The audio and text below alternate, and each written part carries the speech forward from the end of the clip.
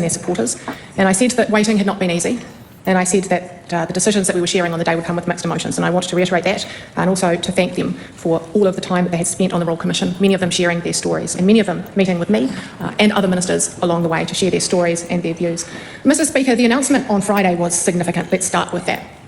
More than $750 million, $774 million is a pre-budget announcement, the single largest investment into redress in this country's history.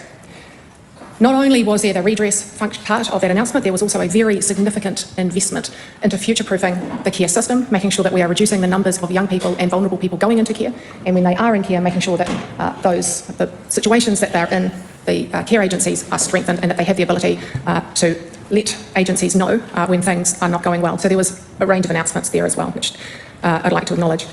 Mr. Speaker, when I announced this on Friday, I also said that I started by saying that nothing that this government would do would take away the pain from what has happened in the past, and we've always acknowledged that. We also acknowledged that there would be many survivors, and it was the same with Lake Alice, who would not feel that what we were announcing met their expectations. We've always acknowledged that as well. But what we have wanted to do with this announcement was to provide clarity, certainty and surety to survivors that we could get something up and running as quickly as we could to provide them with those things.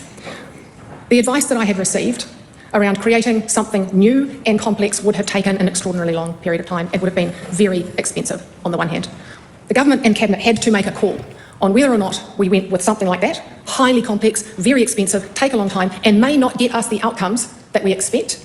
And I think we all know what happens when governments try to create giant, complex, new things. It doesn't always go as planned. Or the other option in front of us was, here are some things that we can do now in moving the system towards that end goal.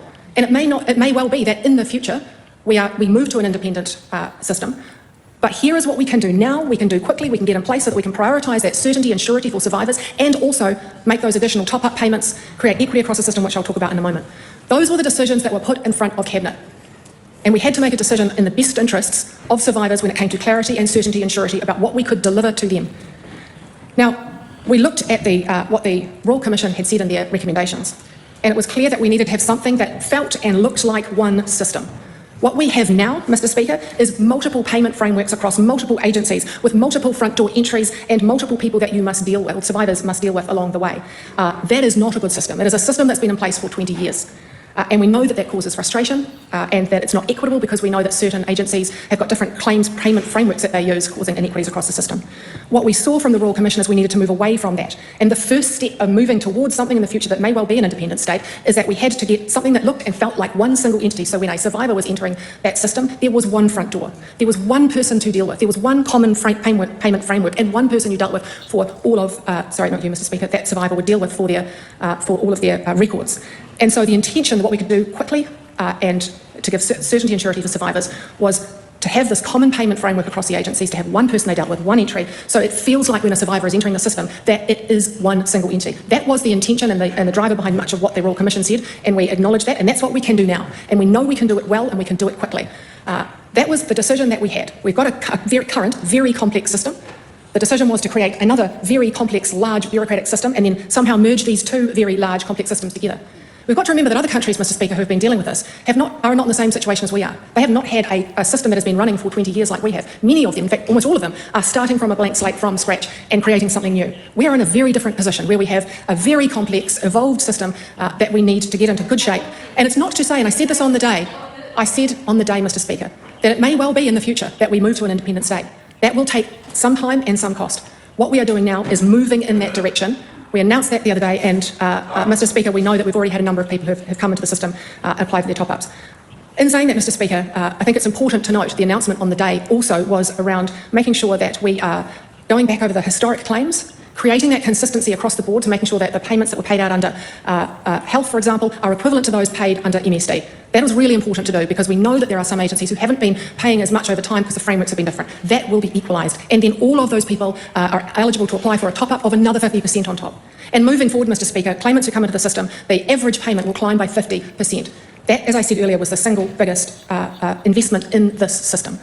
What we are trying to do is create that certainty and surety today, and moving along what I see is a continuum that we'll have in 2027 a review to make sure that we are looking at the number of claimants coming forward, because it's really hard to pick the numbers, because even the Royal Commission said it could be anywhere between 30,000 and 250,000. We look at the numbers, which, by the way, Mr Speaker, in this announcement we are moving to be able to process more claims every year, and we'll take another look in 2027 to see if we need more resource. There may be future budget bid top-ups, and there may well be decisions made in the future once we've got this more of a single entity in place, that we cannot then take what will be a far less and complex system and shift it into something that is more independent. But that is what we are able to do now and able to do well. Mr Speaker, I do want to respond to the previous speaker, because I think it's important to note that the previous government received the Royal Commission Redress Centre report in December 2021. They had 2 years to implement a redress entity if they thought that it was important, but they didn't. In December 2022, they implemented a rapid claims process in MSD, building on the very system they're now criticising for strengthening and investing in, I'm advised they did this without consultation with survivors. And then, Mr Speaker, 3 months before the last election, they established a redress design group who heroically delivered their report in 5 months. So it is all very rich for the member to stand up and say that we are building on the current system is not appropriate, when the previous government did exactly the same thing after receiving the Royal Commission design report, which stated exactly the things they're talking about today. They had time, if they wanted to do something. They chose to do absolutely nothing, and then they chose to put a group in place to kick the can down the road. We, Mr Speaker, are investing $774 million. We are creating certainty and surety for survivors, which is far, far more than the previous government ever did. That felt a bit like we aren't the same as everywhere else in the world, and half of it's the last government's fault. Well, yeah, I mean, so the inquiry, or the investigation into this new scheme was started under the last Labour government. So it's not like they could have fixed the system before all the evidence and all the data came out. It really, this job has been placed into the National Party's hands and the coalition's hands. So just to comment on what Erica said, she acknowledges that the current redress scheme is not adequate. That's good.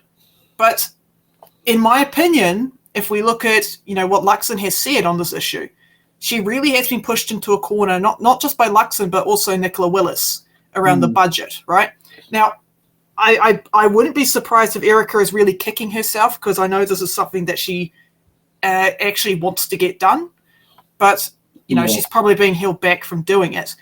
In my opinion, now victims of state abuse were not consulted or notified about the current status of the redress scheme. They should have been, in my opinion. And one of the reasons that I found that was brought up on this issue was because Erica wanted to save time. So again, that's another problem we're starting to see a theme with this government, is that a lot of ministers are being pushed and pushed and pushed to do things quickly, but not properly. So, and who ends up taking the impact of that brunt? It's victims of abuse. They don't get the care that they need. Now, she stated that, okay, we're going to put a bunch of money, we're going to put millions of dollars into the current scheme. The minister in charge, Eric Stanford, has announced this month's budget will commit $774 million to improve the current redress system and make changes that will endeavour to prevent, identify and respond to abuse in the future. Now, is this enough? I don't know. I couldn't find any information that provided data on costs around development and implementation. And just to quote what Erica has said on this, she said, "I acknowledge that a key recommendation of both the Royal Commission and the Redress Design Group was for a new independent redress entity." So that's the point that she acknowledges, she agrees with. The government was faced with a difficult choice. Do we spend more time and money on setting up a new scheme, or do we provide more to survivors now through the current redress process? Now, again, hey, I'm sitting here, I understand that logic. I'm a utilitarian. You do what needs to be done. The problem is that Luxon has really shot her in the foot with saying we're going to have a new redress system set up next year, which is this year, folks. And then Erica goes on to say, for budget 25, we've prioritised improving the current system as quickly as possible for survivors, investing in changes that have a direct impact for them. So, yeah, I do believe Erica when she says that she wants to get stuff done. Unfortunately, people like Nicola Willis are not making it easy for her, because so far there have been 9,520 public sector cuts, including 419 jobs gone from Oranga Tamariki, which was one of the recommendations in the Royal Commission report was to expand oranga services. So how do you expand services when you're cutting jobs? I don't know. Yeah, exactly. It sounds a bit like the police numbers. Yeah. Yeah.